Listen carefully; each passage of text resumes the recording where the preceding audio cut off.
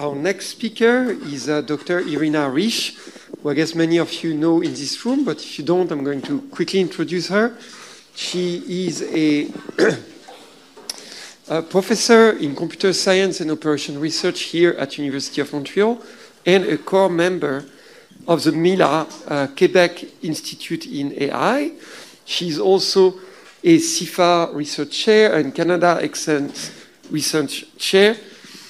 She is the Chief Scientific Officer and co-founder of the company Nolan.io, and her current main project is the InSight project on scalable foundation models at the Oak Ridge Leadership Computing Facility.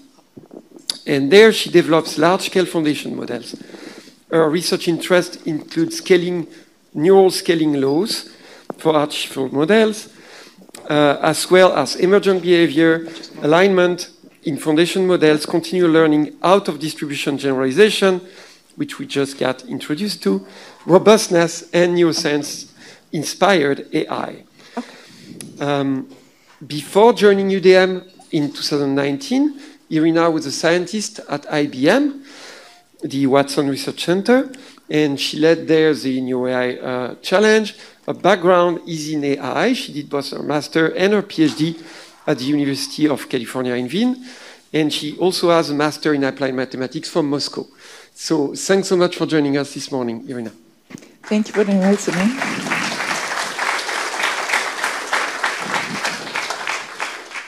Okay.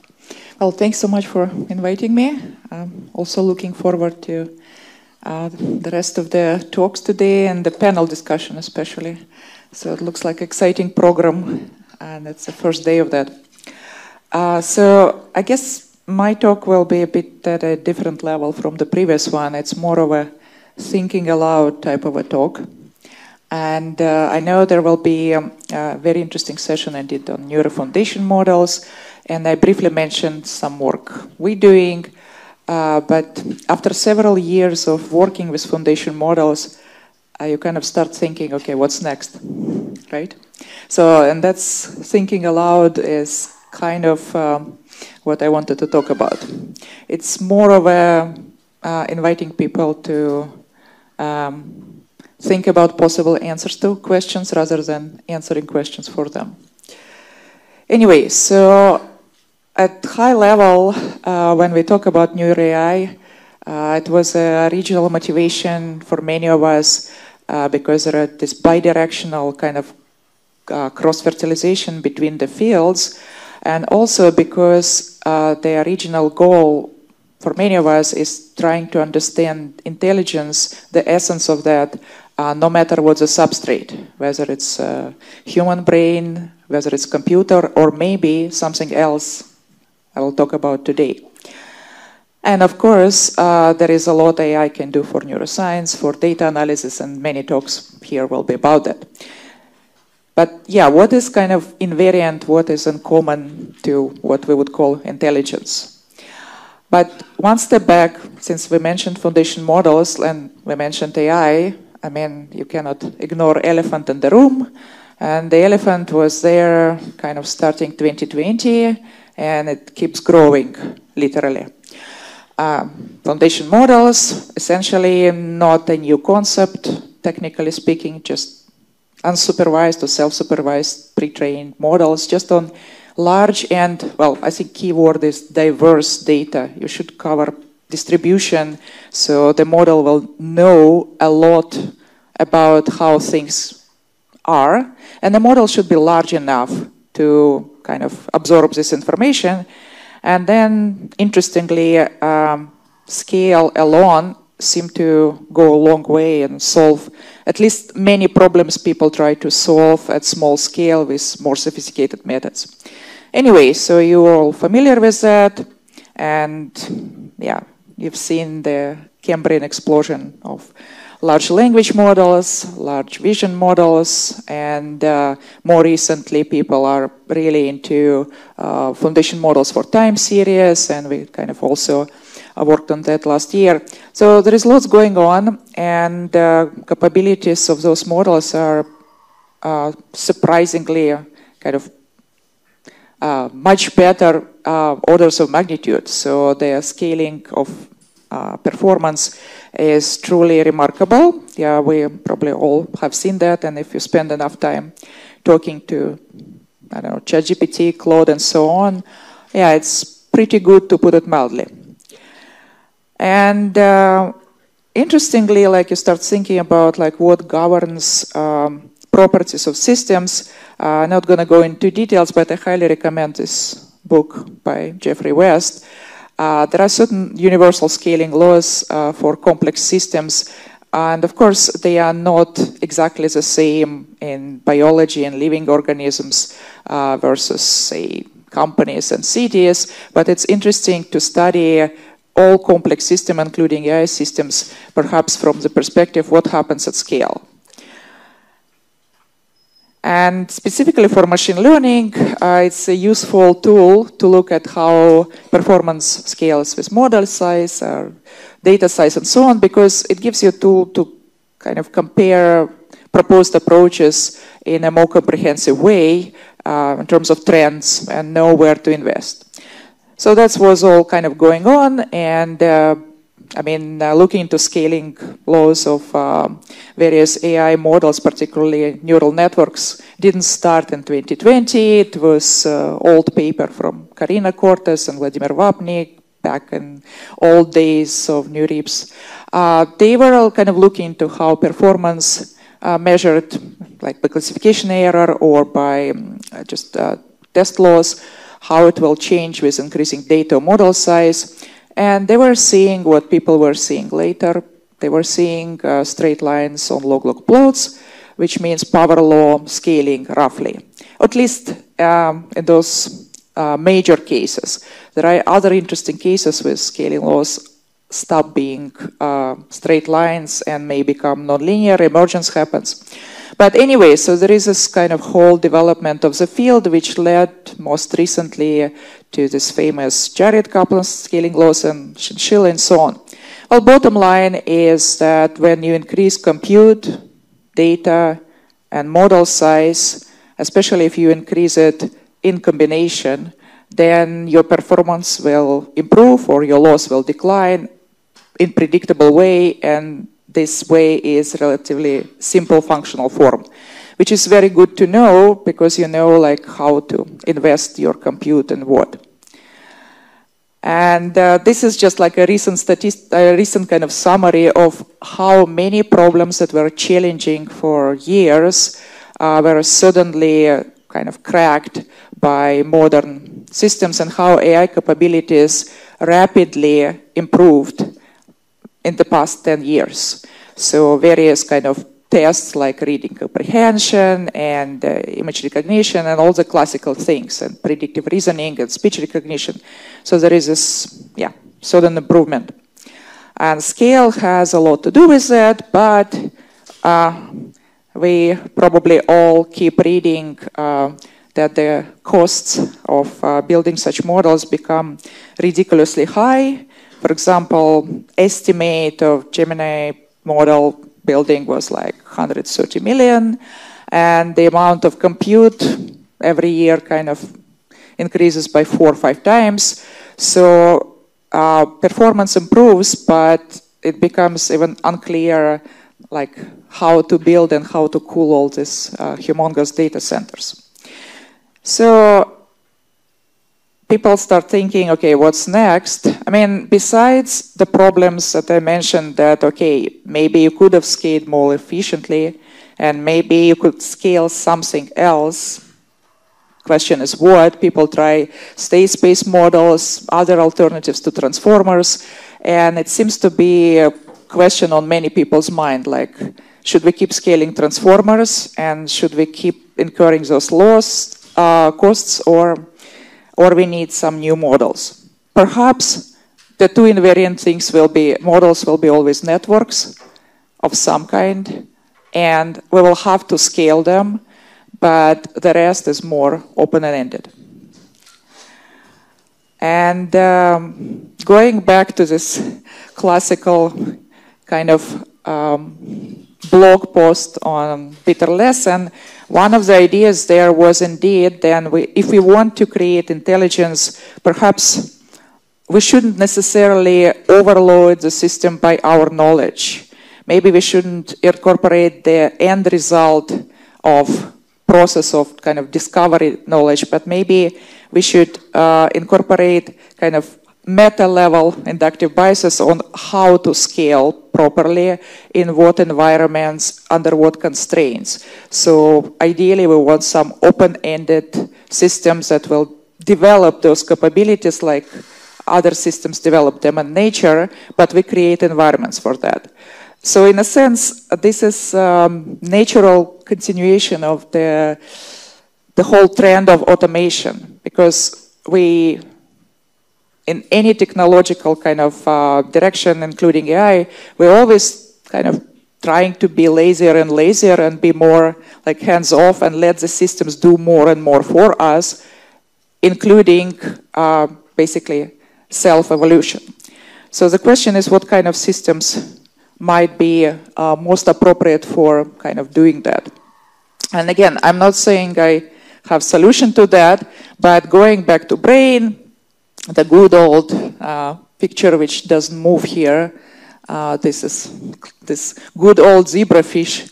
Anyway, so it's supposed to be flickering and showing that the brain network, unlike our neural networks, has lots of spontaneous activity, and this activity never stops, whether you have inputs, you don't have inputs, what kind of inputs. So there is lots of information about the system and its behavior in that activity, in this dynamics. And the same kind of point, if you've seen that book, The Brain Inside Out by Georgi Bousaki, who gave a great talk last year, actually in another workshop or symposium here in December. The point was kind of along the same lines, although it was not directly related to how to build AI systems. The point was more for neuroscientists that when we study brain, typically when you do experiments, say with fMRI or EEG or any kind of brain imaging, classical kind of paradigm was you assume that you will design some stimuli and you will basically expect the brain to be a passive processor of those inputs, but the alternative point is that to a large extent behavior is determined not just by those stimuli, but by this inherent dynamics of the system, and any disruptions in the normal dynamics may lead to disorders like schizophrenia and others. So basically the weight, the responsibility for behavior for the output shifts towards the properties of this dynamical system and basically its parameters. Input has some role, but the question is, to what extent it's input that really determines versus behavior versus system properties. And actually, if you also think about not just brains, but I will briefly talk about that later, any other network of cells with bioelectric communication, even without brain, those kind of networks also exhibit some form of intelligent behavior. And essentially, the dynamics of this network seems to be more important than necessarily inputs to it. So as I said, I mean, I'm staying at high level because I basically kind of just want to rethink or scratch the head and think like, okay, if we do want to consider alternatives to the current direction of what we scale, I believe that what we scale will be networks, and they will have to scale because just like in nature, different properties kind of reveal themselves at sufficient scale, so same should be true for AI. But what kind of architecture or basically system design, I think it's still open. Even though there is a great success right now with existing transformers and so on. Or at least maybe we can design something that is equally successful but has other kind of useful properties. Maybe it's not as energy consuming. Maybe it scales more efficiently. And what should be the constraints and what should be the algorithm for scaling, how to make system develop very high performing kind of network. That's a good question. So classical example is different environments caused from the same kind of line of evolution, from same unicellular organism, develop human brain, elephant brain, whale brain, and so on. Some are larger than others, but not necessarily having as good of a scaling exponent. But on the other hand, maybe it's okay for the environment in which that network developed. So designing environment for developing and scaling kind of AI networks will be also, I think, a very important question. Talking about the various models of brain dynamics, we had this survey a few years ago, and kind of taxonomy of various approaches depending on like level of modeling and basically the conceptual scope. Yeah, we also had where was it?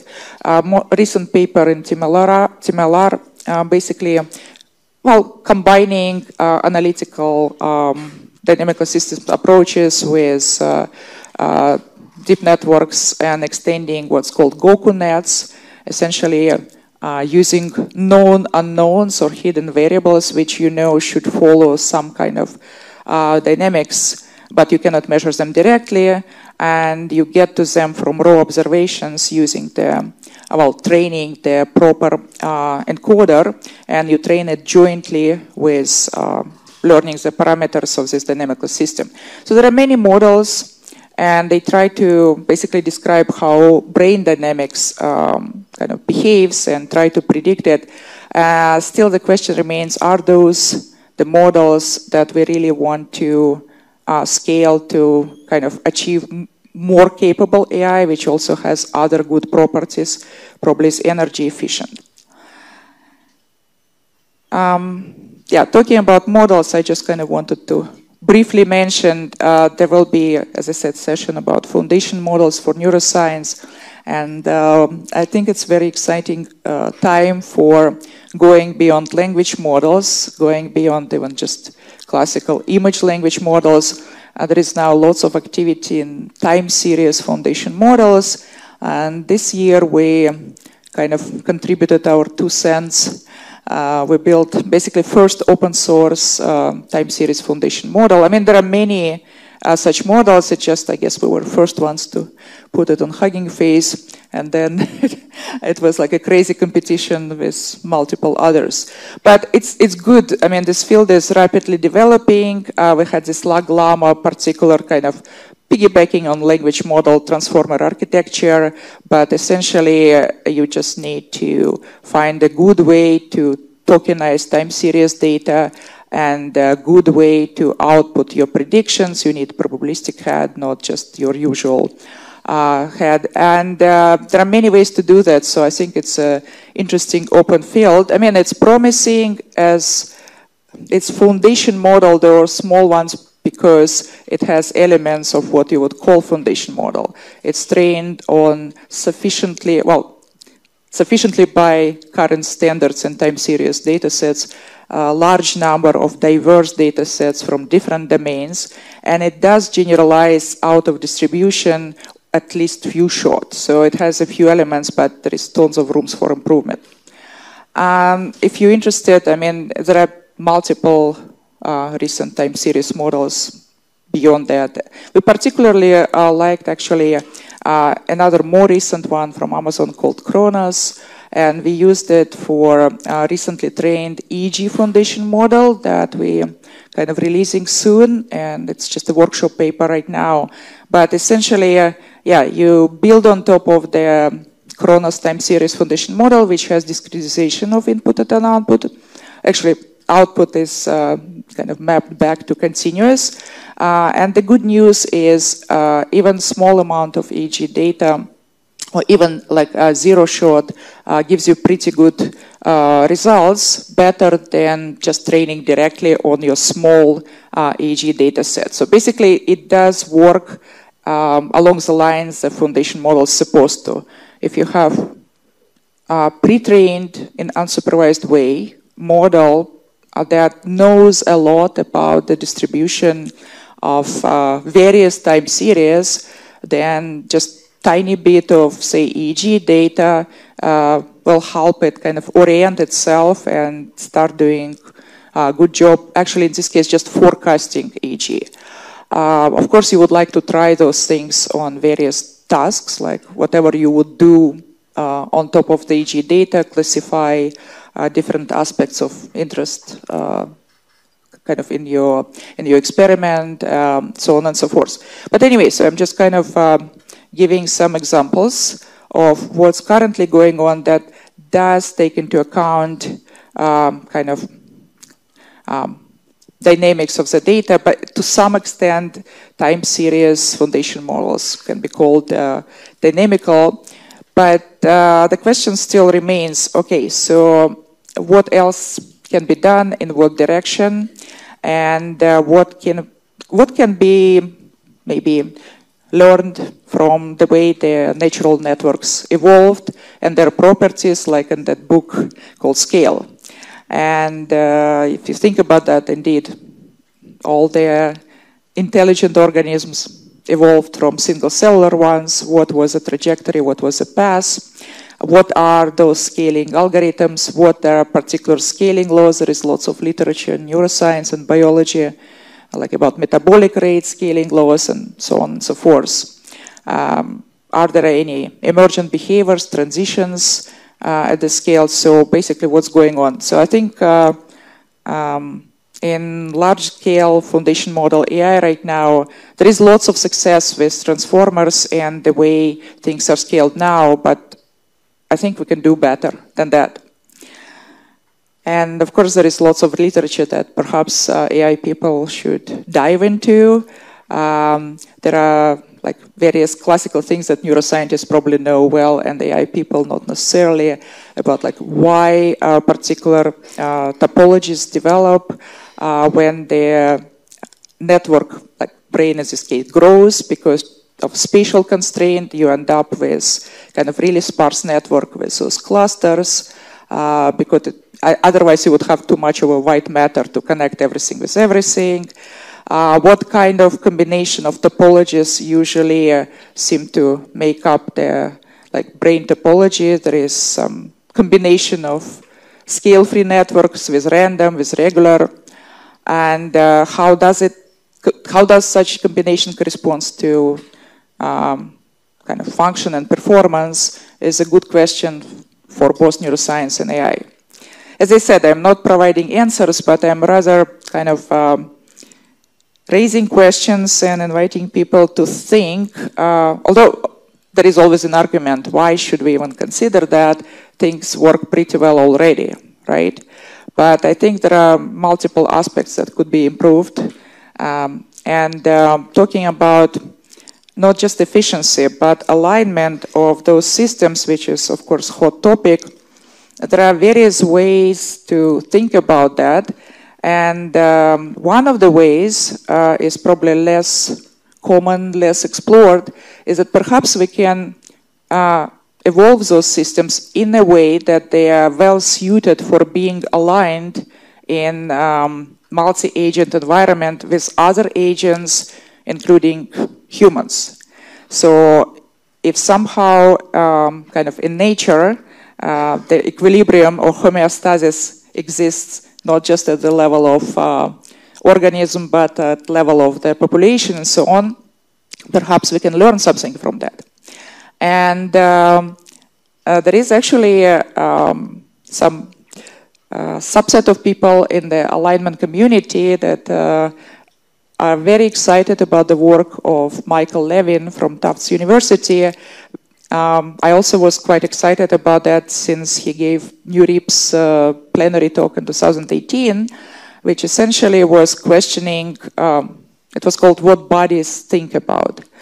It was questioning whether we should look for intelligence necessarily in the brain, or we should maybe generalize from that and look at all kind of cellular networks that have bioelectric communication and actually exhibit some levels of intelligence. I mean, his work is focused on morphogenesis, or how do different organisms, even primitive ones, take particular shape. So how do they remember, where the memory resides? And I guess a quick hint is that memory somehow resides in the properties of this complex dynamical system. So if you even cut the flatworm in two parts and you perturb the dynamics before, and it will develop according to that memory.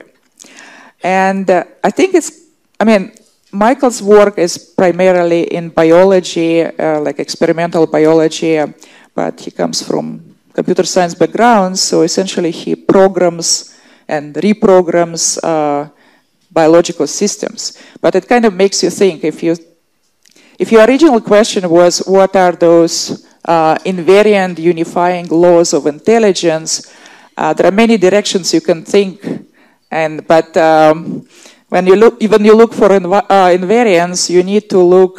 Well, I mean, this kind of good thing about out-of-distribution generalization methods was that they produced quite interesting ideas, like say invariant risk minimization. And briefly speaking, if you look for invariant, you need to have multiple, somewhat varying data sets where the inherent properties or some, say, causal relationship. Yes? Yes, I'm almost, yeah. So basically, you need to have examples of various organisms, not just brain. So anyway, Michael has a bunch of talks. I invite you to take a look at those. They are on YouTube. He is a much better speaker than I am, and he explains it really well. But this is an example of how you can reprogram living organisms, make those worms, flatworms grow 2 heads, 3 heads, or whatever you want. And the way it's done is by tinkering with ion channels. So it changes the communication pattern like there. And while worm is still the same, but communication pattern is changed, if you cut it in 2, then it will regrow itself according to the program that's now given by this kind of change dynamics. So that's kind of roughly the idea how they reprogram living organisms. And so on and so forth. There is also a very interesting connection with cancerous cells, and this is the whole theory about this hierarchy of cells, starting from unicellular organisms, where each level objective is maintain homeostasis. So basically the goal is to keep existing and hopefully thrive. And that's the same goal when the cell becomes part of the organism and organism becomes part of a group and society. So when cell turns cancerous, it usually, like in those experiments, happens when the communications are perturbed, broken, and dysfunctional. And if you restore them, the cell may kind of return back to normal, and some experiments show that. So the cancerous cells is not selfish. It's just its objective scale became smaller and is only focused on that cell, where the neighboring cells are not communicating with it anymore, are treated as environment. Vice versa, a healthy cell maintains connections with parts of the organism, so its self-preservation and homeostasis aligns with the kind of homeostasis of the organism, which is very interesting angle at what people may want for alignment in AI systems if you perhaps use the same kind of analogy of hierarchy of cells there. Anyway, the idea of maintaining homeostasis as a main kind of force behind intelligence was mentioned in multiple other places, and definitely Antonio Damasio was talking about that and writing multiple books about that. And colleagues, Kinselman and so on, are working on homeostatically driven intelligence, where the only goal is like keep being, but essentially intelligence will develop as a result of that at high level. So yeah, I'm going to conclude here, and all I want to say is that so far it seems at very high level that in any case, in all these intelligence systems, there is always some hierarchy of selves at different scales, and there is network dynamics that determines behavior of the system, also at different scales. But it's very important under which constraint the system will develop. So perhaps thinking along those lines can be also applied to AI and trying to develop systems that will be kind of well prepared to be aligned with other agents and be well prepared to be cells of the organism. It's just an open question. Thank you.